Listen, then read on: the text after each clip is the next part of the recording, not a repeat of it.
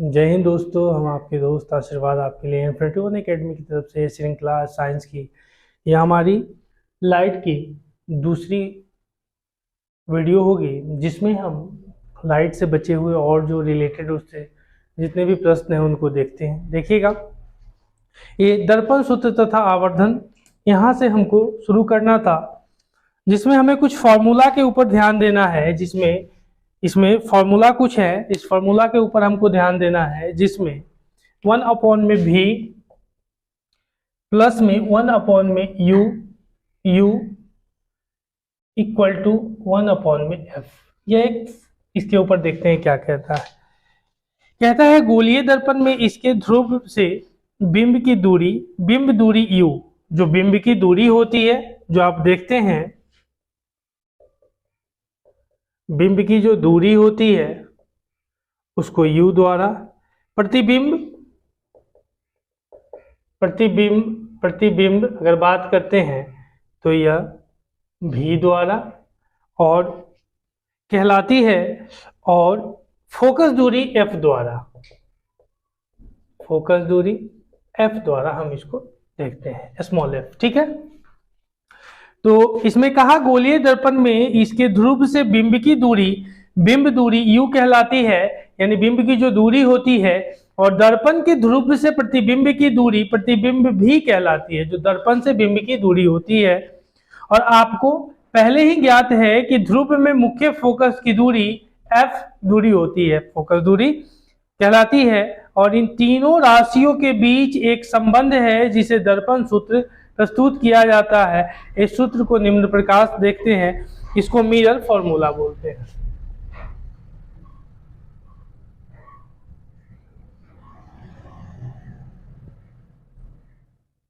इसको mirror formula बोलते हैं, दर्पण सूत्र बोलते हैं। ठीक है, आगे देखिएगा।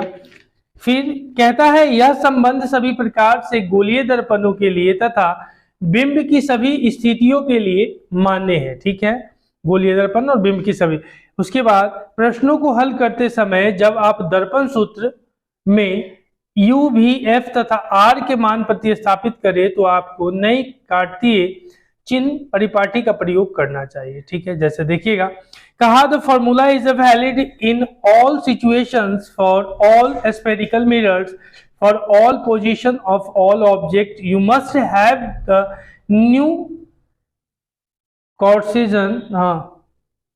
Cartesian sign conventions while substituting numerical values of u, v, f and r in the mirror formula for solving problems। इससे आप मिरर फॉर्मूला से जितने भी प्रॉब्लम होते हैं उनको सॉल्व कर सकते हैं। ठीक है, फॉर्मूला क्या है? 1 में v प्लस 1 में u इक्वल टू 1 में f। ठीक है, f होता है फोकस दूरी, f होता है फोकस दूरी, u होता है, यहाँ u होता है बिंब की दूरी, बिंब जो बना है, प्रतिबिंब जो बना है उसकी दूरी क्या है? वो होता है। चलिए आगे, अब आवर्धन देखते हैं, जिसको हम लोग मैग्निफिकेशन बोलते हैं। क्या होता है मैग्निफिकेशन? क्या होता है? इसको हम लोग आवर्धन बोलते हैं। क्या होता है, जरा इसके बारे में देखते हैं। कहता है कि गोलीय दर्पण द्वारा उत्पन्न आवर्धन का अपेक्षित विस्तार है, जिससे ज्ञात होता है कि कोई प्रतिबिंब बिंब की अपेक्षा कितना गुना आवर्धित है, बिंब की अपेक्षा मैग्नीफाइंग है। और इससे प्रतिबिंब की ऊंचाई तथा बिंब की ऊंचाई के अनुपात रूप में जैसे व्यक्त किया जाता है। और यदि h बिंब ऊंचाई हो तथा h प्रतिबिंब की ऊंचाई हो तो गोलीय दर्पण द्वारा उत्पन्न आवर्धन m प्राप्त करता है। अच्छा जी, देखिए, हाँ, तो पहले इसी को देख लेते हैं जरा, इसमें क्या होता है इसको एक बार देख लीजिए। ऑब्जेक्ट जो u होता है इसको बोलते हैं ऑब्जेक्ट डिस्टेंस, इसको क्या बोलते हैं? v को बोलते हैं इमेज डिस्टेंस, और इसको बोलते हैं फोकस को फोकल लेंथ। ठीक है, ध्यान दीजिएगा। मैग्नीफाई जिसको m से डिनोट करते हैं, और इसमें क्या होता है, m height of the image होता है। m इक्वल टू में हाइट ऑफ द इमेज होता है, किसका, इमेज का जो हाइट होता है, इमेज होता है। उसके बाद या स्लैश आप देख सकते हैं, या हाइट ऑफ द ऑब्जेक्ट भी कह सकते हैं, या इसी में देख लीजिए हाइट ऑफ द ऑब्जेक्ट भी कह सकते हैं, बराबर h या h1 h या h equal to v upon में u। v हमने देखा था, v क्या था, प्रतिबिंब यानी v, और या प्रतिबिंब यानी इमेज डिस्टेंस देखा था, और u को हमने देखा था बिंब की दूरी, ऑब्जेक्ट डिस्टेंस हमने देखा था। ठीक है जी, चलिए। तो उसके बाद क्या कहता है कि कहा h1 हाइट ऑफ इमेज होता है, h डैश जो होता है इसको हाइट ऑफ द इमेज कहते हैं। ध्यान दीजिएगा, ये जो आपने डैश वाला जो देखा है इसको क्या कहते हैं, इसको h1 हाइट ऑफ इमेज होता है। उसके बाद h बराबर हाइट ऑफ ऑब्जेक्ट होता है, और उसी तरह देखते हैं m या पॉजिटिव में अगर होता है तो देन वर्चुअल एंड इरेक्ट बनता है, वर्चुअल एंड इरेक्ट इमेज बनता है यहां पर। ठीक है, और m निगेटिव में होता है, m जो अगर निगेटिव में होता है तो then real and inverted image होता है, रियल एंड इन्वर्टेड इमेज होता है। ठीक है, जब निगेटिव में हुआ तो इरेक्ट हुआ इमेज, और यहां इन्वर्टेड इमेज बनता है जब नेगेटिव में होता है, और पॉजिटिव में होता है तो इरेक्ट इमेज बनता है। ठीक है, चलिए। उसके बाद कहता है पावर ऑफ लेंस। यहां तक हमने देख लिया, हमने उसी चीज को देखा, m प्रतिबिंब की ऊंचाई, और इसी को लिखते हैं m इक्वल टू में h जो हमने लिखा था, इसी को लिखते हैं क्या, m इक्वल टू में h1h, ये आपका फॉर्मूला है। ठीक है, तो सारा लिखा हुआ है। इस तरह का अगर होगा तो हाइट ऑफ द इमेज इस तरह से हम इसको डिनोट करेंगे, मतलब कहेंगे प्रतिबिंब की ऊंचाई h1 और बिंब की ऊंचाई h। ठीक है, तो h1 इस तरह से, तो फॉर्मूला हुआ m इक्वल टू में height of the image h1 upon में height of the object h। ठीक है, इक्वल टू में वही h1 h, इस तरह से इसको हाइट ऑफ द क्या हुआ, हाइट ऑफ द इमेज और हाइट ऑफ द ऑब्जेक्ट। ठीक है, फॉर्मूला है। चलिए आगे कहता है आवर्धन m बिंब दूरी यानी u तथा प्रतिबिंब दूरी v से भी संबंधित है और इसे व्यक्त किया जाता है। कहा it magnification m is also related to the object distance u and image distance v, it can be expressed as। ठीक है, हमने देखा। अब पावर ऑफ लेंस में हम देखते हैं कि पावर ऑफ लेंस इसमें हमारा पावर ऑफ लेंस में कहता है the power of a lens is the defined as the reciprocal of its focal length, यानी p इक्वल टू में 1 अपॉन में f, यानी p इक्वल टू में 1 अपॉन में f। या पावर ऑफ लेंस के बारे में कहता है जिसको हम लोग बोलते हैं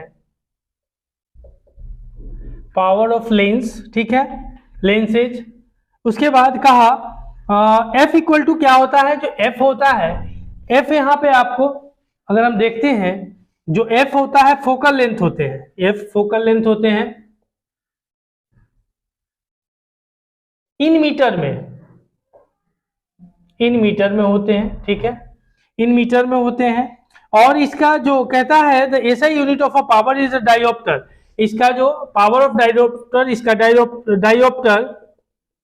डायोप्टर इसका यानी एसआई होता है, एसआई इक्वल टू डायोप्टर इसका होता है, और बाय द लेटर डी से हम इसको कैपिटल डी से डिनोट करते हैं, कैपिटल डी से इसको हम डिनोट करते हैं। ठीक है, तो आगे देखिएगा one dioptre is the power of a lens whose focal length is the 1 metre, और वन डायोप्टर जो होता है वह 1 मीटर स्क्वायर के 1 मीटर माइनस स्क्वायर के बराबर होता है, वन डायोप्टर इसके बराबर होता है। ठीक है, आगे देखिएगा फिर कहा power of convex lens is a positive और कॉन्केव लेंस इज निगेटिव। और इसमें जो होता है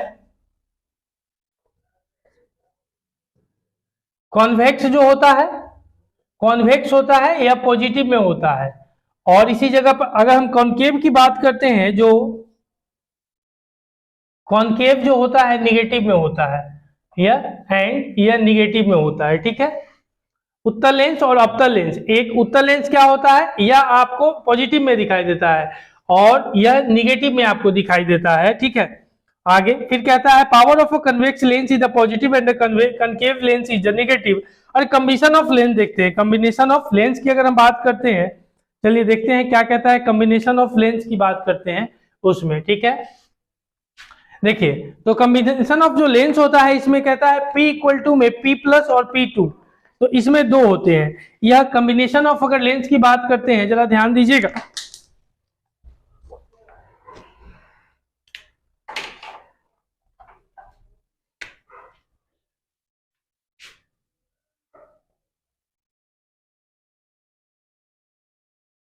कॉम्बिनेशन ऑफ लेंस की बात करते हैं अगर, तो इसमें देखिएगा यह होता है P इक्वल टू में P1 plus P2, P1 equal to में P1 प्लस P2, और इसमें होता है 1F इक्वल टू 1F, इसमें होता है 1F इक्वल टू में 1F इक्वल टू 1 आप बात करते हैं, उसी में अपॉन में अगर इसमें बात करते हैं तो ध्यान दीजिएगा 1 अपॉन में F2, ठीक है। मतलब 1 बराबर में F, फिर हुआ इसके बराबर में 1 अपॉन में 1F बराबर में 1 अपॉन में F2, ठीक है। इस तरह से इसको हुआ, तो यह होता है F। क्या होता है F, अगर बात करते हैं F इक्वल टू में नेट फोकल लेंथ होता है, नेट फोकल लेंथ होता है। Fx क्या होता है, बात करते हैं फोकल लेंथ 1 होता है, और यह होता है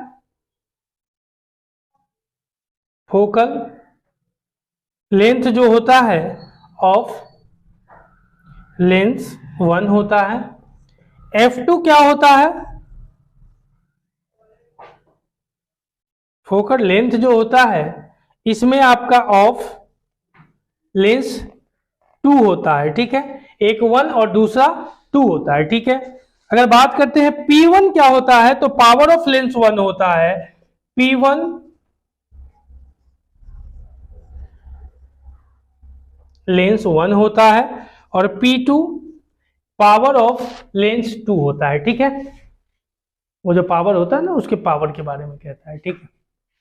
आगे तो लाइट ऑफ रिफ्लेक्शन अगर बात करते हैं, तो इसमें light of reflection and refraction, तो इसमें रिफ्लेक्शन ऑफ लाइट में मिरर होता है और रिफ्रैक्शन ऑफ लाइट में कर्व्ड सरफेस होते हैं, ठीक है। अभी तक जितना हमने पढ़ा उन सबको समराइज करने की अब हमारी वक्त आ गई है, जिसमें प्रकाश परावर्तन तथा अपवर्तन, यह हमारा पार्ट था, जिसमें हम देखते हैं light reflection and refraction. Refraction यानी अपवर्तन और रिफ्लेक्शन परावर्तन, ध्यान दीजिएगा। रिफ्लेक्शन ऑफ लाइट यानी प्रकाश का परावर्तन अगर बात करते हैं, तो यह मिरर के माध्यम से हम देखते हैं, तो प्लेन मिरर मतलब समतल दर्पण,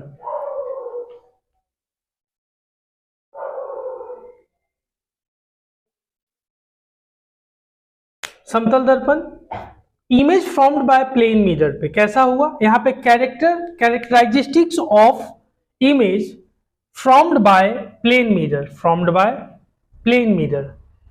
तो